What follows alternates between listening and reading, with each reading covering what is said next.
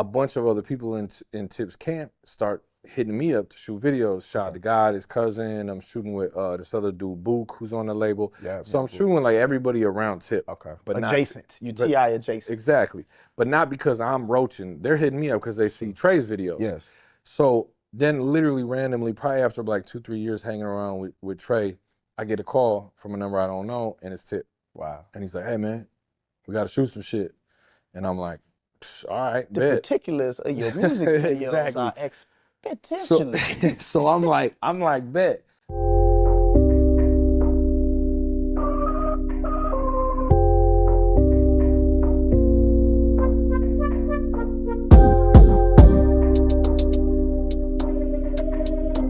Why get it from anywhere else? Well, you can get it straight from the yacht with Promise.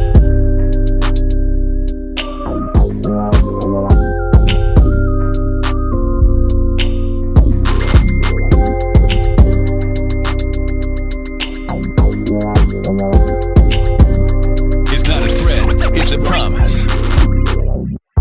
Yo, you know who it is and what it is. If you don't, it's the one they call Promise. Appreciate you tapping in to another episode of Straight from the Yacht with Promise. Today, I got a special guest, man. This is an honor to have this dude in the building. I have admired his work from afar for a very, very long time. Excited that I finally got to work with him this year. He is a cinematographer. He's a director. He's an editor. He done shot videos for some of your favorite artists. T.I., Lil Wayne, J.Cole, Sexy Red, Milwaukee's own Chicken P, Jacob Lattimore. I can go down the list, man. Of course, Trey the Truth. He also has worked on film projects independently, and he just is an all-around dope dude, super duper talented. I got the one and only Philly Flyboy in the building. Philly, what's good, my dude? I need that recorded for the mixtape drop right there. I got you, man. Take me on the road with you. That's that radio voice right there. Yeah. I need that. I got you, do the PFB mixtape series. Just how you like DJ Clue just dropping all the shit in the beginning. Yeah, ha ha. That's what I need right there with the reverb. Put the reverb and the echo on it. Bro, appreciate you pulling up, man. I know you got a dumb, busy, crazy schedule. You constantly working, always grinding. So, man, thank you for coming and sitting down in the App House, bro. No, I appreciate it. It's funny because I get a lot of requests to be on pods. And a lot of the times it's, all over Atlanta's and New York's and different stuff like that. Yeah. And they, a lot of the times they want to do like Skype, Zoom and stuff. That shit just don't hit. It don't feel the same.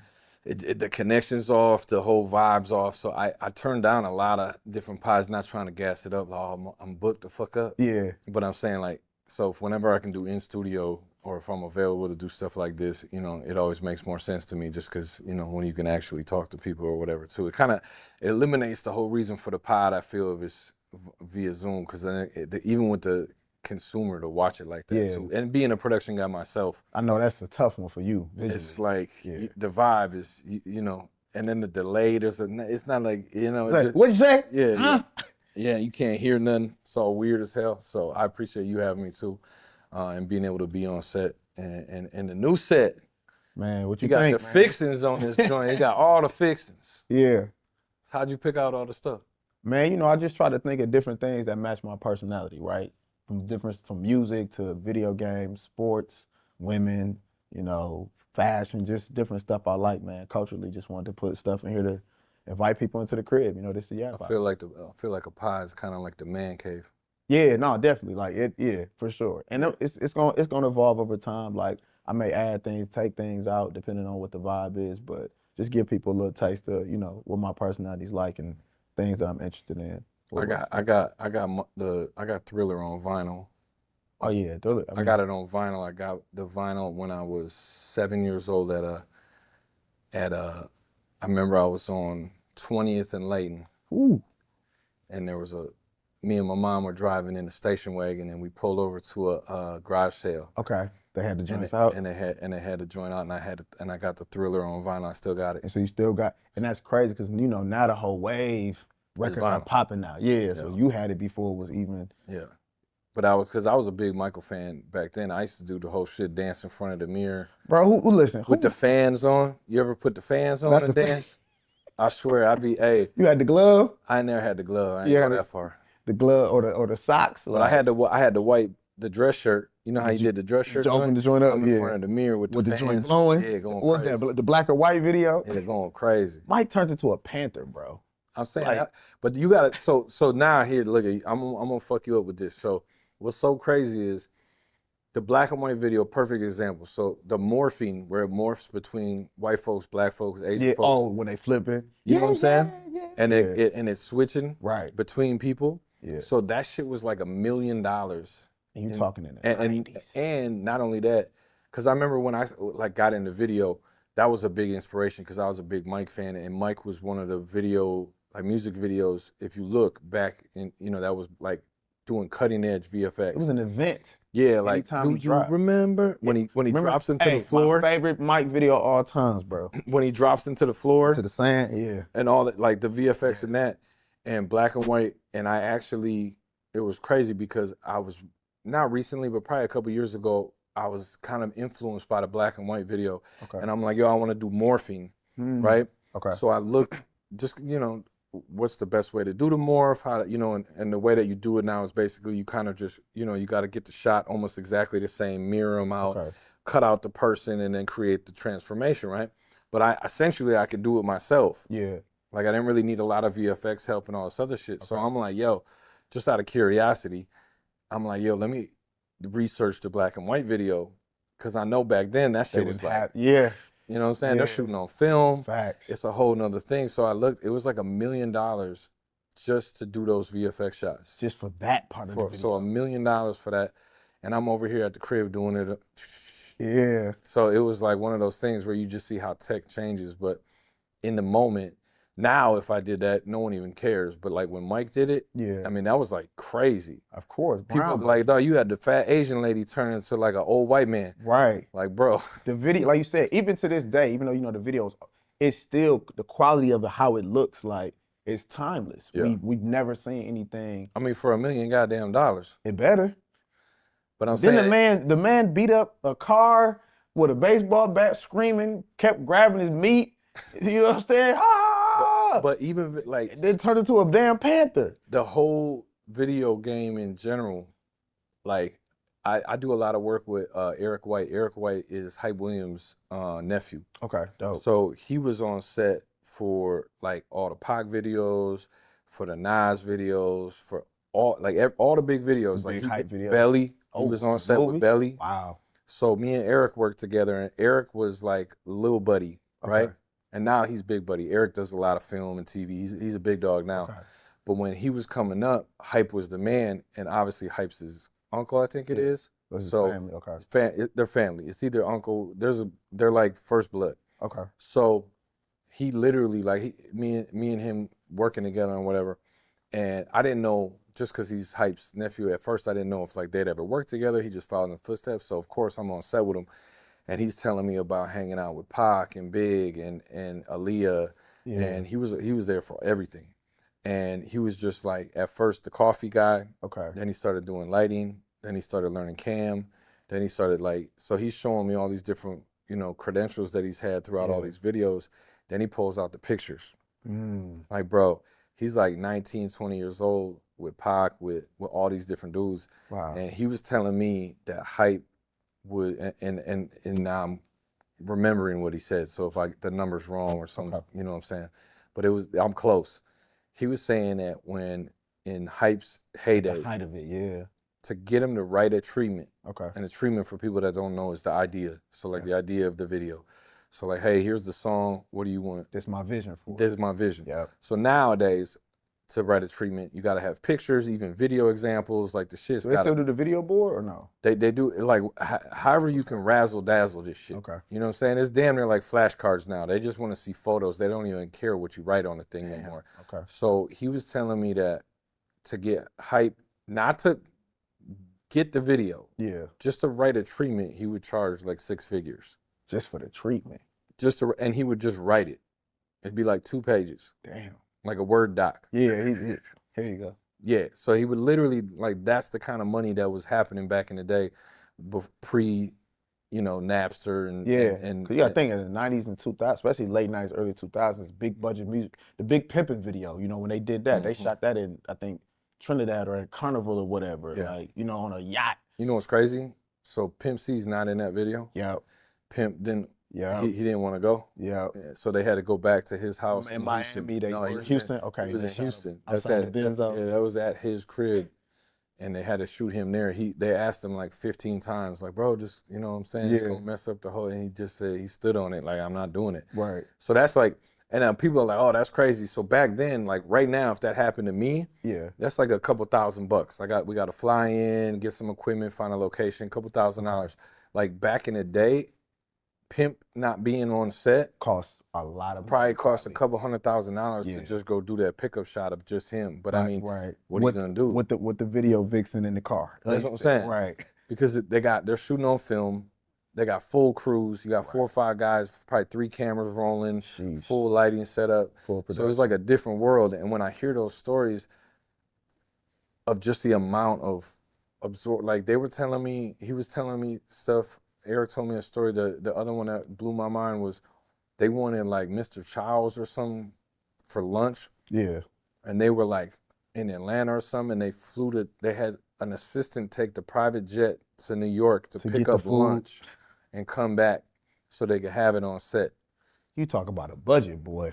So I'm saying, you just talking about lunch. Yeah. That's for lunch, bro. Facts. We're not even talking about equipment, girls, cars, rentals, like.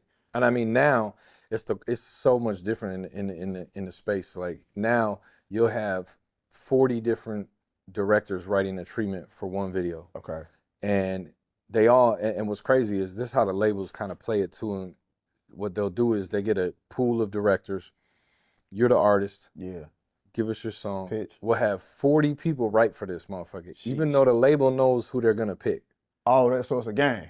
So they make it, but they want to make it seem like they're bringing value to the artist. Okay. So they like, hey, promise, you with the label now, bro, we're going to have the top 40 directors write a treatment for you. Okay. Okay? And since everybody's trying to, clam on to any kind of work they can now, and since the budgets aren't what they used to be, so like Hype had to shoot 4 videos a year and he was a millionaire. Yeah. Now you got to shoot 50 videos a year to make that kind of money. Real profit. You know what I'm saying? Right. So, but how the label, they're trying to leverage the artist to make it seem like they're bringing all this value to the artist. So they're like, yo, bro, we're going to have the top 40 directors run this to you. Make you feel now, they already know who they want to use. Okay. But in order to make you gassed up, they're going to put the word out. So I kind of slowed down on that with who I write treatments for now too, because one, I've had shit that I've wrote get taken. If you ride around anywhere in Wisconsin by now, I'm sure you just seen the billboard. Bald head dude, sunglasses, beard. That's my boy Russ from Nicolay Law. And if you ever find yourself needing an injury attorney, there's nobody else you should call. You get the beard, you get the win. Holla at Nicolay Law for all your injury needs. I didn't want to believe it at first. Okay. I was like, nah, they ain't taking other concepts. But there was literally a Kodak Black video that they literally, my whole idea. Oh, shit. I'm like, there's no way they just happened to have the exact same whole lot. And it was, and sometimes you like minds may think alike, but when you like, this is walking in the footsteps. But it was way outside of Kodak's normal shit. Okay. That's how I knew. I'm like, hold on. And I knew the people involved in it.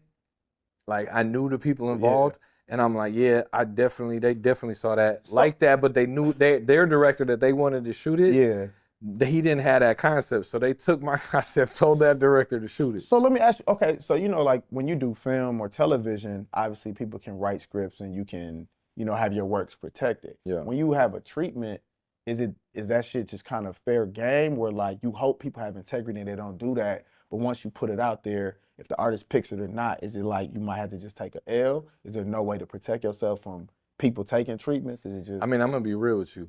Like, I wasn't even tripping on the situation that happened. The reason why I knew that they did that, so I got confirmation because I've had people hit me up with someone else's treatment and be like, hey, bro, can they like this treatment, but they want to work with you? Can you do this treatment? And I'd be like, fuck no, I'm not doing that shit. I've turned it down. Got you. Just because off the strength of the fact that like, yeah, I could come up, make a couple bucks or whatever, and who cares? But I'm like, I know how I'd feel if I was the other director. Okay. Plus, I don't want nobody stealing my shit. Facts. But I don't even really, to be honest with you, I'm at a space like now where like, one, I wouldn't even care even in the beginning. Okay. But now like everybody like in some way, shape, or form is taking ideas from other things. Sure. Blatantly stealing things It's different. but it's been happening forever. I mean, you can in all forms of media and entertainment. I've seen it so many different times with songs to beats to. I mean, you can go online and just Google like, hey, someone just put somebody stole my song, and every time there's a hit record out, someone pops up like, hey, bro, I had the We same need a song. piece of that, yeah. You know what I'm saying? So I think for me personally, like, yeah, you could do the copyrights and you can do all that stuff, and that's cool. But then, do you have the money to sue? It might cost you more money to do the process than you even could get on the. And that's where and they know that. Yeah. That's why I think a lot of the time, and I'm not saying that this isn't like, oh, everyone's predatory and they're trying to steal, You're just speaking on but it happens. And I mean, I feel like for me personally, when it did happen to me, I wasn't even really mad about it at the end of the day because I'm in a good position. Like, I'm working a lot. I got a lot of shit going on. Yeah. One music video isn't the end of the world for me, which is like, I know I'm in a good space. Yeah. So I was cool with it. Maybe from a perspective, if nothing was going on for me and that was my great idea, Yeah. and it got taken. But at the end of the day, just with everything in my life too, I just kind of, what are you really gonna do? Mm-hmm. Not that I don't want to fight for my things. No, I got you. Is it worth everything might not be worth the hassle. But also keep in mind too, I always feel like okay, so this is your path. If you stop on this path to do a pit stop trying to fight for this thing, yeah, not only are you stopping here, right? You're not advancing anymore. Mm-hmm. So what makes more sense? I'm trying to get to my goal. Yeah. I get it. I could stop here. I get it. Yeah. I get it. But is it really going to advance me to where I'm going to be? Probably not. What my major goal is. And two, at the end of the day, like, you dope enough to where you can have that one. I got way more in my bag. And if that's how they moving around, that ain't gonna last. That's not gonna sustain. Exactly. So no, I totally get it. But you mentioned something. You spoke about beginnings, and that made me pivot. I want to pivot for a second because you have such an amazing career and a lot of things I want to talk to you about.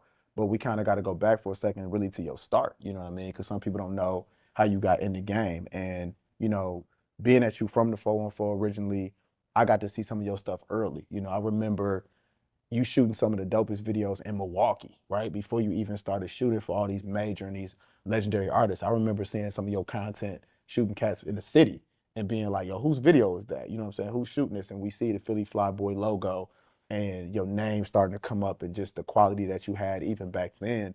But I remember, when you were making music, and I always wanted to ask you, like, when did that shift come to you? Because you had quality videos yourself. You shot for Talent Couture and all the people who was around you at that time. When did you decide, like, you know what? I don't want to focus on making art in this way. I want to pivot and I want to make art visually. So it was always all together. So I made music. Yeah. I had artists, the record label. I did photography. I did graphic design. Yep, you did. But I always, from the jump, I always did everything. Okay. So like, one-stop shop. Yeah, just because I've always been into art, like any form of art. Okay. I've tried almost every form of art, and I've enjoyed every form of art, actually. Like, there's really not a form of art where I'm at in it. Okay. I just enjoy you art. You a painter? I painted. Okay. Bro, I got a full-fledged media arts degree from Art Institute of Chicago. So, like, okay. My dad's a commercial artist, so I've always been into art. Gotcha. You know what I'm saying? And music is an art form. Absolutely. And producing and putting stuff together, but I've always had a business mind to everything. Okay. So that's where the structure comes in. Yeah. So, like, the record label was my idea. Okay. With the guys, I literally met a dude at work that was like, yo, my boy's fired, and that was Talent. Okay. So everyone says their guy's fired. Sure. So I remember I was like, I'm 16, 17 at the time, and he rapped for me in some teen club out here. Like, bro, the music's blasting, he rapping in my in your ear, right. And I'm over here trying to act like, you know what I'm saying, like some music executive dude. I'm like, I got a Radio Shack microphone on my wall in my mom's crib on like a Windows 95 joint. So I was like, bet, come out of crib. Okay. Bro, I didn't know what I was doing. So we're taking, well, this is crazy too. We were literally, Hit Boy was one of the producers on MP3.com. Hit Boy was a no-name dude, but he had a little buzz on MP3.com. This is pre-Hit Boy. Hit Boy. SoundCloud then. Dog, we were buying. They were called Surf Club. It was him, Chasing Cash, Hit Boy, Surf Club, Car, a couple other guys. Okay. And they were like a little collective, and they had a nice little presence on MP3.com, and they had beats on there for $25. Okay. So I got probably 4 or 5 different, probably more than that, 5, 6, 7 Hit Boy beats on my email right now from 20 years ago. Okay. When they were called Surf Club. Damn. And Hit Boy was the producer on him and Chasing Cash were the producers on there, and I was buying Hit Boy beats for $25. Damn. So we go on MP3.com, buy a beat, put it up, right to it, boom, boom, boom. So immediately I was like, okay, I got to structure this. This got to be legit. Okay. Because my whole thing, especially how Milwaukee is, like we trying to look better than everyone else in the city. That's how we always, with everything. Not thinking about We don't even think about the big picture. We just trying to be the best in the city. And thankfully it's grown and we got better. Yes, but I'm saying back in the day, and it wasn't even on no bad energy. It was just like, okay, if we're going to do this, we got to be bigger and better than everybody. Yeah. So right away, I'm like, structure, label name, let's get a real recording studio or like, a real recording studio. Right. So it was kind of that. And what do we need next? We need fire ass mixtape covers. Yeah. We need, the MySpace page booming out the rafters. Yeah. So I was already doing design work. So I got into the design and the photography real heavy. Okay. Well, then natural progression. What do we need to be better than everybody? Video. People were lacking music videos heavy in that era. So that was the thing. Like back then, having a music video set you apart because it was in that space of like you needed to be a millionaire to have a music video. It sounded like it was so astronomical, like you said. And if you got on MTV or BET, like that was back when if you got a video on MTV or BET, bro, you're done. You're out of there. You're good. Like you're millionaire status like in a week. Then it evolved into the whole World Star era and all the blogs. And the impact of the music video was probably one of the top 5 things as a music artist you could do. Man, especially in this heyday when we used to actually sit and wait for music videos to come on. Yeah. We couldn't, there wasn't no YouTube. Like you had to wait till your joint come on. Yeah, so we basically, I'm like, okay, so I'm always, trying to figure out how to get the play going.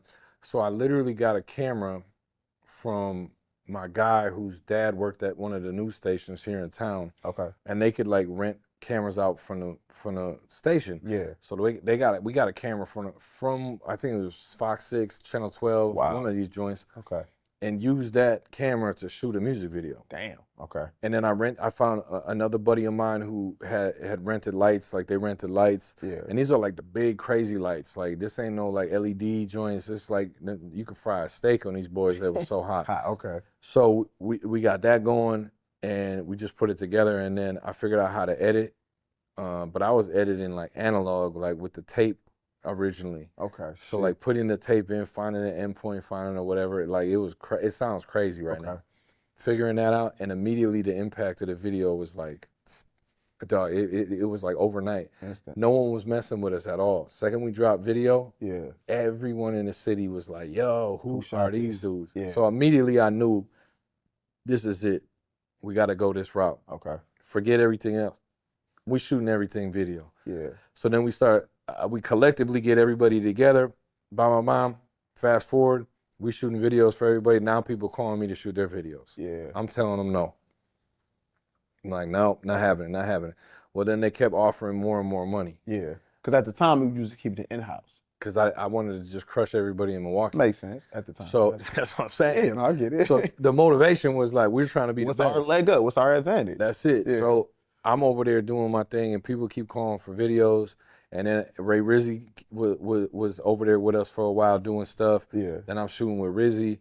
And the second Shout out to Rizzy. Yeah, it's Rizzy is like an icon in Milwaukee. Man, one of my favorite rappers from Milwaukee. Ever. That's what I'm saying. Me too. Yeah. And he was one of the few dudes like from the north side that like blended in with us. Yeah. Because we was all Puerto Rican, Dominican, white dudes, like, south side. Yeah. You know how it is in Milwaukee. Facts. He was one of the few black dudes that was messing with us because you know how it was back then. It was like south side, north side. Sectioned off. That was it, south side, north side. For sure. So Rizzy was like that bridge, and he's always been that dude. Like Rizzy good everywhere. Right. He can go any neighborhood. He knows somebody. Everyone is cousin. Facts. So in the exactly in the same sense, Rizzy brought that whole situation back together. Okay. And we started like we're everywhere. Like we were like 30, 40 deep Puerto Ricans in questions. Okay. Like on some like the records slow down when we walk in. Some movie type. I'm in there with 30 Puerto Rican dudes. Yeah.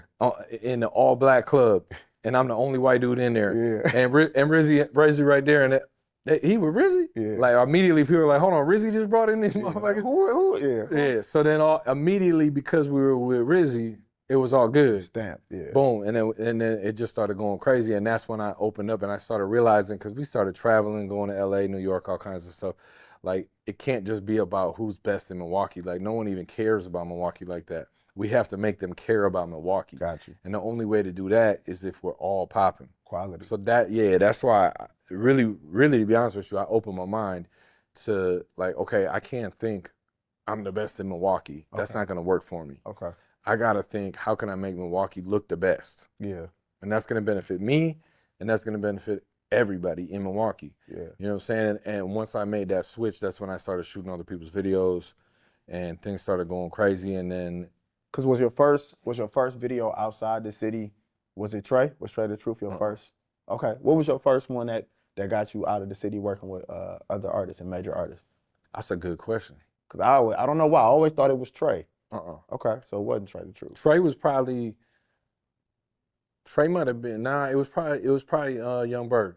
Berg. Okay. It was probably Young Berg. Hitmaker. Yeah. For those who don't know. Yeah, it was Okay. probably Young Berg was probably one of him and so I'm trying to think what that was. I think that might have been the first one we shot in LA. Okay. And because it was Talent, an artist on my label, he was the network god, and he had connected with some of Berg's team at the time. Yeah. And it was, damn, I'm forgetting all this shit now. This shit's so long ago. So but it was Berg. Berg. Okay. And I remember when we shot, that was like, we were like, oh shit, we were in LA, downtown LA. We shooting with Berg, and then that pretty much like, that was when Berg was kind of ending his music career. Yeah. But he was still Young Berg. So like, it was crazy. I saw the flip on people. Like a lot of people that were like, oh bro, I'm not paying this much for videos, or I'm not paying over $300 for a video. And then it was crazy. The flip was once they saw me shoot with somebody from the industry, motherfuckers was just throwing money at me. Like, Okay. how much you need, bro? Like, Yeah. I'm like, what happened to They what? perception Where change. does unlimited budget come from? Yeah. But that's just, you know, and I get it. And once I realized that too, like, I was never salty about that. I feel like a lot of people get in their feelings about like, oh, why don't the city mess with me, or why don't, and I'm like, bro, you got to give them something worth messing with. Yeah. People ain't just gonna support just for the like out of the love of their heart. Standard. But that's what I'm saying. Like, Yeah. and I never was that guy in the first place. I never felt like the city owed me anything, right? Yeah. I never felt like anybody really owed me anything. You just I want was to like, work. yo, I want to make it so that I ain't got to call nobody.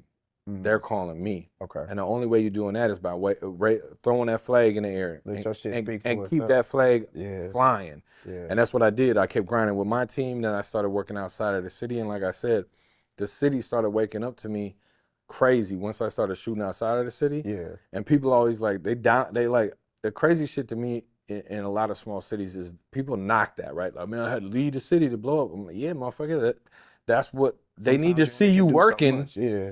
In order to say, okay, that's somebody I can support. They ain't just gonna support you because you live in the city. That doesn't even make no damn sense. But for some reason, I feel like a lot of people get caught up in the sense of like, hey, just Because what does that real word support mean? You know, What does what it is your mean? definition of it? Because it could be different to different people. You Yeah. know, what are you expecting from people? But I mean, take the city out of it, right? Would you support somebody that wasn't doing what they're supposed to be doing for any other reason? No. Or just in general, just because it's like, if you have something quality or something that I need or something I enjoy, then I will pay or I will patronize it. Yeah. But like you said, just cause, that's like just because you're my guy. You just come to my store just because I'm your guy. I can show love, but it would be better if I actually genuinely like your product, then I shop with you. And I ain't expecting nothing for you, no plug. I want to actually see it grow. I want to invest in it, or I want to come support it. Not just because you the homie, you know what I mean? It's like, put the work in and have something that people should support. No, and that's what, that was my mindset. So when people started supporting me like crazy and all Philly this and da-da-da, like I was like, oh, this is it. Yeah. And I immediately flipped the switch though too. Like I said, I'm like, I gave them some worth supporting, gave them some worth paying money Yeah, for it. $5. They're not doing it out of guilt. Yeah. Not guilt, but like, you know. They like, see the value in what you do. That's what I'm saying. They want to pay this money now because they see the value instead of like, oh, that's the homie from Milwaukee. I'll throw him some bread. Yeah, that's what I'm saying. So it was like once I realized that, and it was the same thing like when I shot with Jacob Lattimore. I hadn't shot no R&B videos. I was the rap guy. All doing rap. So I couldn't get no R&B videos, and I wanted to shoot R&B videos, but everybody looked at me like the rap guy. Okay. So Ray Nitty plugged me with Jacob. And boom, I shot Jacob. Second I shot Jacob, all of a sudden I'm doing R&B videos like crazy. Dope. So I realized those 2 moments were big shifts in my just mental understanding of how just anything in life works. Yeah. Like you gotta show them. You gotta have some proof. And I get it, it's a catch-22. How do I shoot an R&B? I've never done it. But that's the thing. Sometimes you gotta do it on your own. You gotta know somebody that sings, right? Yeah. You gotta know somebody that does a certain thing so you can showcase those skills. And once I figured that method of the madness is finding a way to break that barrier, is you got to show them. Like you can't just say, bro, hey, I know how to fix cars. Yeah. You ever fixed a car before? No. Can you show me a car you fixed? No. You know what I'm saying? Go fix. How about this? Go fix your own car and show them like, yeah, man, I fixed the whole engine in this joint. Here, let me show you the. Fuck it up. That's what I'm saying. Until you figure it out. But now you have an example of the work, and it gives people the confidence into getting that work from you. And once I figured that out, it changed my dynamic, and that's when I really started to grow. And I also know that one of the things that obviously stamped you and solidified your work is, you know, when you start working with Tip, you know, T.I., obviously one of the greatest rappers of all time, and you start shooting a lot of quality content with him, Hustle Gang, Grand Hustle, all of that. One of my favorite videos you ever shot was the With Me video, the one with T.I. and Wayne. That's one of so bad sunburned that day, dog. That's one of my favorite ones. I was on some pure white boy shit. I was out there all day in the sun with no fucking nothing, no hat on, no nothing. You and burnt. I remember Tip, we were about midway through the video, we on Biscayne Bay, and Tip like, hey man. I'm like, what? He's like, you look a little red, dog. And you know, I had just kind of started working with Tip. Yeah. And that video, I'll tell you the story on that video. The story on that was crazy. But yeah, it was bad. I had to go into the hotel for 3 days and not touch the sun for 3 days after that video. So I barely know Tip. I've been around Tip for like 4 years at that point. I met Tip through Trey. Okay. I'm shooting all Trey stuff. Yeah. I'm not like a roachy ass dude, so when I'm around other people, I don't talk. Gotcha. I'm not gonna sit there, hey bro, hey, check my videos. I never man, I feel never been on no roaching that shit. So I'm with Trey. I'm Trey's people. I'm not in here for any, but Tip's always around us. Sure. Trey's working with Tip now. Long story short, a bunch of other people in Tip's camp start hitting me up to shoot videos. Shot the guy, his cousin. I'm shooting with this other dude, Book, who's on the label. Yeah. So I'm shooting like everybody around Tip. Okay. But adjacent. You T.I. adjacent. Exactly. But not because I'm roaching. They're hitting me up because they see Trey's videos. Yes. So then literally randomly, probably after like 2-3 years hanging around with Trey, I get a call from a number I don't know, and it's Tip. Wow. And he's like, hey man, we gotta shoot some shit. And I'm like, all right, the bet. Particulars of your music videos are So I'm like, bet.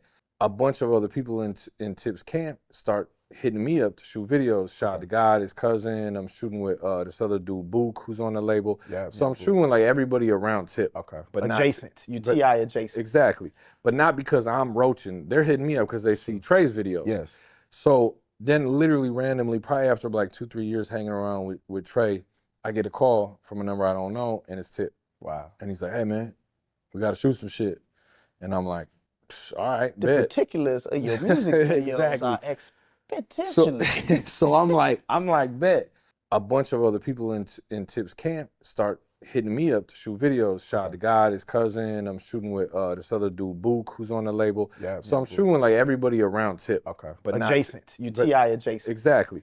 But not because I'm roaching. They're hitting me up because they see Trey's videos. Yes. So then literally randomly, probably after like 2-3 years hanging around with Trey, I get a call from a number I don't know, and it's Tip. Wow. And he's like, hey man, we gotta shoot some shit. And I'm like, all right, the bet. Particulars of your music videos are expectations. So I'm like, bet. So he's like, all right. So the first, I think I shot Memories Back Then first. The joint with him, Kendrick. Yeah. Is it T.I., Kendrick, B.O.B. and Chris Steffens. Yeah, on the hook. Okay. So we shot that video. Wow. He calls me. Yeah. So I had shot some little shit with Tip where he featured with Trey, but I never shot one for just straight Tip. I think Memories Back Then was the first one. Okay. If not, it was with me, vice versa. Either way, they're both in the same pocket. Okay. I'm little buddy, Canon 5D, little camera, don't really know shit. I'm running gun shooter. Tip want to shoot like a video. I don't know what the fuck I'm doing. Wow. So he called, and then on top of that, he calls me like 36 hours advance notice. I'm in Milwaukee. He called me like, hey, bro, I got this song, trying to get it done. Doesn't tell me who's on it, nothing. Just sends me the record. Okay. The record says like, demo 5. It doesn't say the artist, nothing. So I'm listening to it, and I've already shot with Kendrick at this point, but this was before Kendrick blew up. Right. But I hear Kendrick on it, and I'm like, oh shit, this Kendrick's popping now. Yeah. So I'm like, oh shit, this song's crazy. Because this is Good Kid, Mad City Kendrick, right? Yeah. Okay. That's already out. Okay. He's already out of there. Yeah. So I'm like, oh shit, he got Kendrick on here, B.O.B.'s on there. You know what I'm saying? So I'm like, all right. He's like, yeah, I want to shoot in L.A. You know what I'm saying? I want to do this, I want to do that. He firing off all this crazy shit. Yeah. And I don't know how to do any of this shit. Like, I'm literally like, bro, I'm a fish out of water. Like, I'm like, pull up and shoot, buddy. I'm shoot on the corner, buddy. So you ain't even at this other level yet that he expects you to be at. Not even that he expects me to be at, but I'm like, bro, like, if we do this, we got to do it my way, because I don't even know how to do this the right way. Okay. So I start coming up with all my ideas. Yeah. And all my ideas consist of us showing up on some straight up stealing the scene, no permits. Like, but I'm like, damn, fly. I'm with Tip, I'm with Kendrick. Yeah. Like, bro, I can't show it. So I'm like, whatever. I told Tip, I said, yo, you gotta roll how I roll. If you wanna shoot with me, like, I literally, cause I'm like, bro, I can't do this in 36 hours. No, legit. He's like, bet, let's run it. So no lie, I want to shoot on the 6th Street Bridge, which is the famous bridge in LA. Okay. Where it's right on the viaduct right there, and you see the city behind it. Okay. Major film spot. You need a permit, you need police, you need everything to shoot on this bridge. So I'm like, yo, I'm about to have Tip, Kendrick, everybody out there. No lie, I land that morning, I go on the way to the shoot, we drive by a construction site, and we stole some of the orange cones. Okay, to block, okay. So we steal like 6 of these cones, me and my guy. We go to this rental house. I'm like, yo, what could I get that's not hard to use that makes me look professional? So they were like, get a dolly. There's a little dolly. They're like, get a reflector board so you can reflect. The guy's showing me, I've never used a reflector so I can reflect the light. Never used one. Okay. He's showing me, we're in the back of this rental house. He's showing me like, hey, look, see where the sun's at? See? And let me make some look. I'm like, all right, bet. He's showing me how to use the doorway down with my guy. Dude, we're just taking notes like, I bet. We get to the 6th Street Bridge. Boom, we block a lane of traffic. Tip pulls up. He got a couple cars with him, B.O.B., couple cars. MTV News is there. Oh, shit. MTV News producer comes over to me. He's like, hey, yo, we're all good permitting wise and we got everything. I'm like, yeah, we're good. Bro, we had no permit, no nothing. But no lie. The cones. Yeah. And then we had my guy, he had on like, not like a police outfit, right? Okay. But kind of like a Dickies outfit. Okay, like he had a reflective vest on too? Nah, not like that, but like the Dickies shirt that looks like a work shirt. Okay. So he looked like a security or something. He looked like something. He looked like somebody. Yeah. But he was really just like a little buddy. Okay. And he was out there he's like, you know what I'm saying? Could direct the traffic? Yeah, I'm like, bro, act like you know what was going on. Yeah, let's. Dude, like 7 cops come by. Okay. He waving them off. Yeah, we're good. Like, bro, because it looks crazy. Like, we got all this stuff out here. We going nuts. So we shoot on 6th Street Bridge. Then we go down. We got Kendrick on there, all that stuff. So this is like Kendrick. I'd already shot with him when he was young. Now this is Big Dog Kendrick. He comes with Top Dog. Okay. He did the whole. When I first met him, he came by himself in like a beat up car. Okay. And we shot in the middle of the neighborhood. Nobody knew who he was when I shot for I'm On. And then when I shot with him here, he's Big Dog. They pulled up in like Audi R8s, like 4 of them, like going crazy. So I remember a vivid moment when Kendrick had to change outfits. He plays 2 characters in himself. Okay. One Big Dog Kendrick, one pre-Kendrick. Yeah. So he goes from nice outfit to like street outfit. Okay. And I remember he literally came over to me and he was like, hey Philly, we got trailers to change in. And of course we ain't got no damn trailer. Not. So I literally remember I told Kendrick, I was like, bro, like, don't Hollywood me now, bro. I remember when we shot in the neighborhood, bro, you changed in your car. Yeah. And he was like, you right. and literally would just like change and went into his car and changed. And so you had to spin K-Dot in order I'm to saying because he tried, you know what I'm saying? He came to me Yeah. like, what's up? We got he wasn't on no Hollywood No, shit. he was asking just a like, legitimate question on a music video. yeah, shit. we got trailers. I'm like, Yeah. bro, it ain't even that kind of party, bro. You know like, how no we go. sir. So then we switch it out. We're down on we go down to the pier. We go to Santa Monica Pier. Yeah. I pull up to Santa Monica Pier with Tip, Kendrick, everybody. Bro, Santa Monica Pier is packed to the brim Okay. of people. Yeah. Tip's like, we gonna shoot here. I'm like, no, we're not. Wow. So there's 1,000 million people here. Yeah. So no lie, there was a hot dog stand right here at Pause, and then literally behind it, We pausing the glizzies now? hey, right behind it, there's like a part of the pier, Okay. but it's for the workers. Okay. But it looks like the pier. So I gave the hot dog buddy like $300, and I was like, can we go back here because it was only for employees? Yeah. So you had to go through the gate. I gave him a couple hundred. He lets us go through the gate, and I shoot. If you watch B.O.B's scene, we're literally back where the employees are at because he's by himself. It don't look like no one's back there with him. Damn. So we snuck that one, and as we're leaving, all the people saw us, and then we got swamped with people. We got in the cars and burned off. So like, you know, and I'm shooting on like, you know, $1,000 camera, not knowing what I'm doing. And that video is at 165 million views, I think, right now. Popular shit. Yeah. And then to go from that to all the videos you shot since then, you know, you shot everybody from Snoop Dogg to Sexy Red.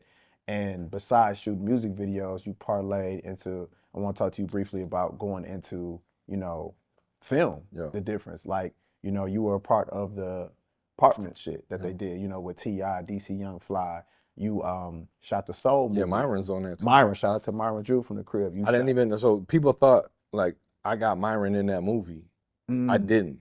I didn't even know Myron was on the movie. He was down in Atlanta already working. He was, Tip found him on Instagram. Okay. From one of his, I think he found him from that skit when he's in the underwear. And stuff. No, he's in the underwear. He's being his draw, yeah. When he was in his drawers and the girl was chasing him. Yeah. That's I'm pretty sure that's what Tip told me. He said he found him on Instagram, but I think it was from that skit where he was in the Timberland boots and he was in his drawers. Yeah. I got the receipts. Yeah, so I get there on the table read day one of the movie, just for the departments. And Myron's at the table. Yeah. And he's like one of the lead dudes. Dope. And I'm like, bro. And Tip didn't even know he was from Milwaukee. He thought he was an Atlanta dude. Wow. Yo, nobody wants to be in a situation where they're in an accident. But if you do find yourself in one, there's one name you need to know. Nicolet. That's Nicolet. Nicolet Law. You get the beard, you get the win. Wisconsin's #1 injury attorney and proud sponsor of Straight from the Yacht with Promise. Kelly's been in a movie I just did. She's from Milwaukee. Shout out to both of them. So it's like a bunch of Milwaukee energy going on, all in and then K-Dub, you just found out K-Dub. Yeah, we had a conversation off the record before this. You telling me that, but you know what? Milwaukee, I used to joke and call it Milanta.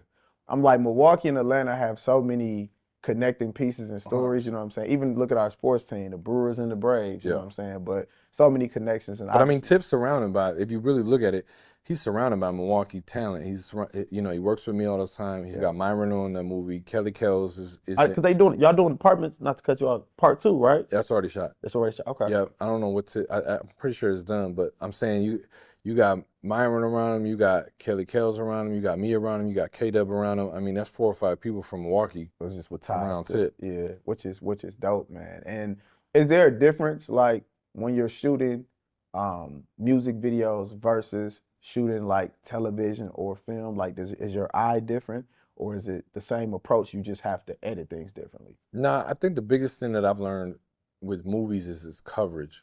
So when you watch a movie, you don't realize how many times the camera's cutting from a wide to a tight to a detail to another wide to camera over here, camera over there, and that's really what to me. I always tell people, like, how do I make my films look different?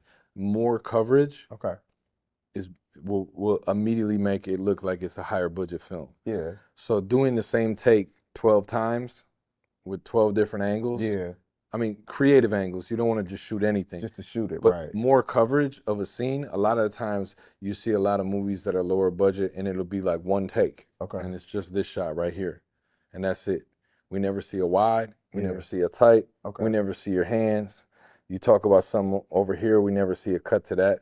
So like when you hear things about a movie and a scene taking like a month to shoot, it's because of coverage. They got wides, tights, aerial, detail shots, all these different things that put it together. Okay. And you don't even notice it as a viewer, but just go watch any scene from any movie that you like, literally any movie, a high quality, big budget movie, and you'll see, even in a conversation like me and you here talking, it'll cut every 3-4 seconds to a different shot. Very rarely, it'll come back to some of the same shots, but it's going wide. You got a perspective from outside the window. Okay. You know what I'm saying? Yeah. All these different things to keep the viewer entertained. Engaged. Okay. So it's not just this and this. You know what I'm saying? It's not these two shots the whole time. Now, in a cheap movie, boom, it's just these two shots. You know what I'm saying? But I mean, that's what your hat keep changing direction. Ain't no continuity and no shit. continuity. But it's really about the amount of coverage. So Yeah. I always tell people, like, the easiest way, hands down, for your production to ramp up to the next level is if you did 4 takes with 3 different angles, double that. Okay. Whatever coverage you think is enough, double it. Okay. And that's what you're starting to get closer to a full-blown production. Gotcha. Take that time. And that's really the biggest thing. As an indie, we don't have time. Yes. We got no money. Yeah. We got the we shooting a whole movie in 3 weeks. That's it. Not even 8 days. I just shot that one with me and Trey, that Soul. We shot it in 7.5 days. Wow. Because we only had certain people for this many days. The location only gave us 1 day.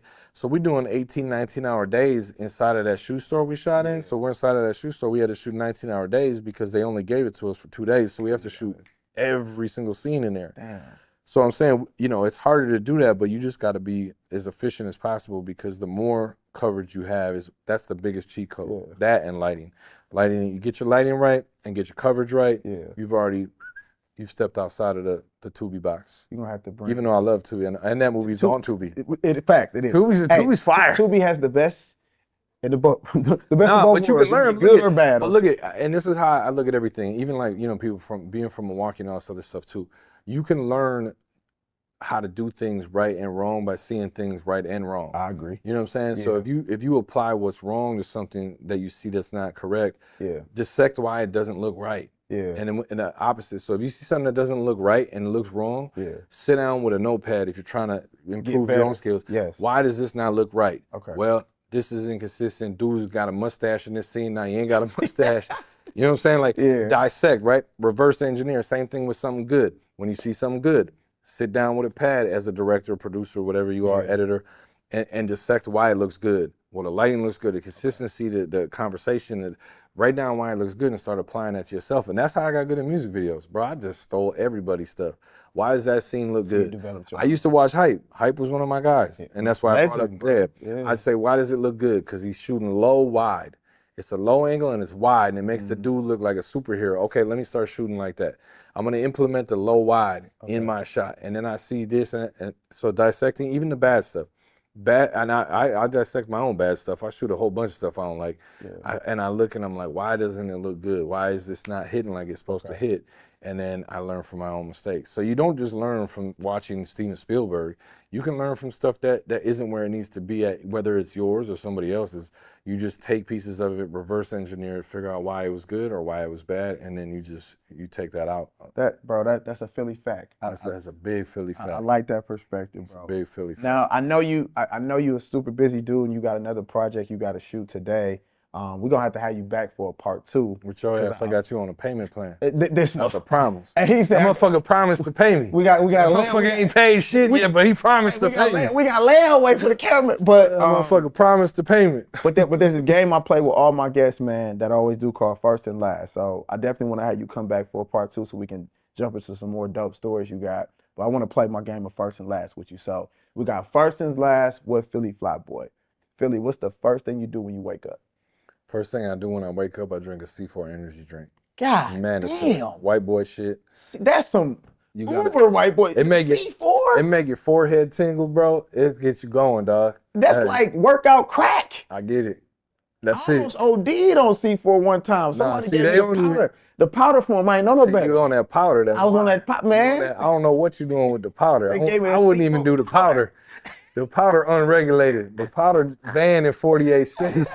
Listen, when I say I worked out, dog, for like 4 hours, I could not go to sleep. I was at Kohl's. It was around the Christmas time. Kohl's was 24 So hours. you know them C4s. Man, hell yeah, I know, but I can't do it. Shouts out to C4. That's the yeah, first thing. out the ripper. You got to get that C4. Philly, you a get wild boy. Get it moving. Gee. Oh Hey, my all my God. editors know that caffeine is real deal. You got to get that. You got to be at about 8,000 cc's of caffeine out the ripper. All right, let me ask you this. We talked a little bit about film and cinema. What's the last movie you watched? Last movie I watched? Yeah. So I just watched 2 movies recently. I don't really watch a lot of movies unless I know I can't waste my time because I'm always editing. Editing really consumes most of my time. Yeah. You shoot for a day or two, 5, 6, 7 days, and you edit for weeks, months, whatever. Yeah. So the last legit movie I just watched The Rip on Netflix because I fuck with Ben and Matt Damon. Ben and Matt Damon, yeah. I feel like it was cool. It was a made for Netflix movie though. Okay. For what they can do, yeah. Not good. For a Netflix For what it is. For Netflix a movie. big budget Netflix But movie. and this is I always advise people, just a caveat, when you're watching something, put it in a context. Is this supposed to be some blockbuster crazy thing? Then you can hold it to that standard. Okay. If it's not, take it for what it is. For what it is, a Netflix quick, Excuse me. You know what I'm saying? You enjoyed it. It's top tier Netflix movie. I see what top tier Netflix movie. Yeah. Compared to all their other movies, but it's a different. Never compare it to their other movies. Yeah. But for a Netflixer, it's going really good. I thought the story was great. Everything was good. There's a lot of stuff that, as a filmmaker, you see and you're like, well, yeah. But you don't watch it with a different lens. Absolutely. Yeah, but I mean, for just to sit back, enjoy, watch a movie, you know, it was dope. Okay. It was dope. I would put it in like, you know, in the ballpark of like, you know, a lot of the other movies, a little bit above a lot of the other Netflix movies. Okay. But like one of my movies that I watch all the time, I watch Sopranos. Sopranos is what I watch when I edit. Sure. Okay. So it's a tier for you, like you or so the reason why I watch Sopranos while I edit, yeah, because I've watched Sopranos season 1 to 6, which was 6A and 6B, but I've watched it probably 50 times. Okay. So I don't need to watch it. I can just hear it and occasionally glance at it, and I'm ADHD as hell. So it's my cheat code to having something else going on, preoccupying my mind. So I don't go on the phone and go on Instagram or go on other things. Got you. So it's that secondary thing that I need to be going for my ADHD to keep me locked in on one thing. I know it sounds crazy. Welcome to the C4 life. So I put Sopranos on while I'm editing on my phone. So that I don't have to really pay that much attention to it. Okay. But it's there. It's background noise. But it's there. And I know what's going on because I've watched it so many times. Yeah. So I don't have to like watch it. You know? I can't put something on that I need to watch. Okay. Because then I'm over here, I'm over there. Sometimes I used to put movies on just to go to sleep. Like Blue Streak. But you know, because you watched it 50 times. I've seen it a million times. And that's how I used to do with Martin. Martin used to come on at 11 p.m. Come on. Yeah. Bro. Martin used to come on at 11 p.m. Yeah. And I'd already seen the episode 50 times. My favorite TV show all the time. And it came on right at 11 when my ass was supposed to be in bed asleep. Yeah. And I'll fall asleep to Martin all the time. Okay. First car. First car I ever had? Yeah. I had a Dodge Neon, a brand new Dodge Neon when I turned 15. And right before my 16th birthday. Remember when the Dodge Neon was cool back in the day for about a year? Was that the little one? Yeah, the little buddy. Remember when Dodge they had a little run. They had the Neon, they had what was the one? The big timers had the Plymouth. Dodge Plymouth. I mean, they had what was it? They had a Prowler. The Plymouth Prowler, and then the other weak ass one. I know what you talking about. The wagon joint. The shit looked like a little, what the wagon joint. And they had them in the video. Bro, in Bling Bling, they have a Dodge Neon too. Yeah, but I know what you. I got the Dodge Neon because you talking about the one with the fat back. It looked like a little refrigerator. Well, I can't think of the name of that. Cam Beats, my producer. What was the name of that? The PC Cruiser, bro. So the Neon was in. Hey, the Neon was in the. I think it's in the Bling Bling video too. So the Dodge joints was going crazy. No, not the in the Bling Bling. They had the Bud. Remember the Beatles got popped. Oh, the Beatles. They had the Beatles joint there. Yeah. So which is not a rapper stunt car at all. So because I illegally worked at a restaurant for like 3 years. One of my Italian guys, his parents owned a restaurant, so we doctored up my age verification. So I was working at a restaurant.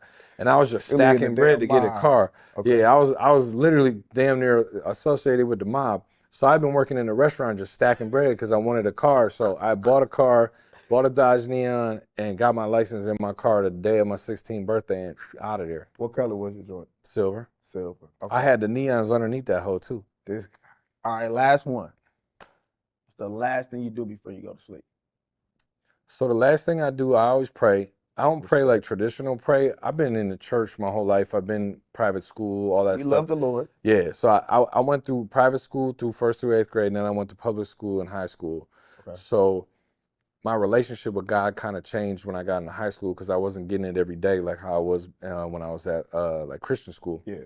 So I had to kind of figure out because when it's like in front of you every day, it's easier to kind of, pray and be all this kind of stuff. So when I got into high school, I have more of a conversational approach to prayer. Okay. Like I just talk to God like he's my guy. Sure. You know what I'm saying? And I've always kind of, He is. but I'm saying like, it's very non-formal. Right, okay, I got you. I'm not like, dear God, please. Yeah, you have a different. You know what I'm saying? I'm like, yo, I appreciate, I'm like, that's what's up. I thank you for that. Appreciate that. And I don't ever ask God for nothing. I just thank him for what's going on, and whatever's going to happen is going to happen. Yeah. So I pray, I talk to God. I say I talk to God because I don't really pray. Okay. I don't call it praying. So I talk to God. Jesus on the main line. The Lord, Lord. please, Lord. Father. I turn into a black pastor at night. Oh, so you don't do Lord. You ain't doing the white guy Father? Yeah. by the bedside, dear Father, dear Lord. Nah, so I pray, talk to God, usually. And then, like, what's crazy, this is like some weird subliminal shit. I'm big in, like, financial education. Okay. And I always put on, I know this is bad, and I'll probably fucking get some weird shit going on in my brain for doing this dumbass shit, but I put my headphones on and I fucking put on a financial podcast and go to sleep. Word. Okay. Probably not a good idea. Probably why I can't sleep for shit. And then that's why you get up and drink. Probably C4. Need that C4 real quick. Man. So yeah, financial pod to go to bed. Not every night, but a lot of times. Okay. And I get a good 10, 15 minutes of that. Before you go. And then I wake up and it's on like, it's on like 50 episodes later. Shit like R. Kelly trapped. Yeah, it's like a whole, I'm like, bro, I gotta be careful. I don't even know what's playing during the middle of the night. No, that's wild. Philly, if they not tapped in with you, man, please give out the social media so they can find out more about you or see all your work. If you want to give out the YouTube channel, check out your So everything, all you got to do is just search Philly Flyboy, all one word, all spelled correctly. So Philly Flyboy, my name's Philly because my middle name's Philip. I'm from Milwaukee. I'm not from Philadelphia. The misconception. Had to clean You're that up. Steven. Yeah, exactly. So my name is Steven Philip Tupcheski. Okay, if you can spell my last name, I'll give you 200. Good luck. I'll give you 200. So they call me Philly from that. So it's Philly Flyboy, all one word, no caps, no spaces, all spelled correctly. If you just search Philly Flyboy on my Instagram, my YouTube, everything will come up. Man, I appreciate you, dude, coming through Promise. to the Yap House. Appreciate you, bro. Thank you, my guy. It's another episode of Straight from the Yap, of course, sponsored by Nicolay Law. You get the beer, you get the win. Shout out to my boy Russ.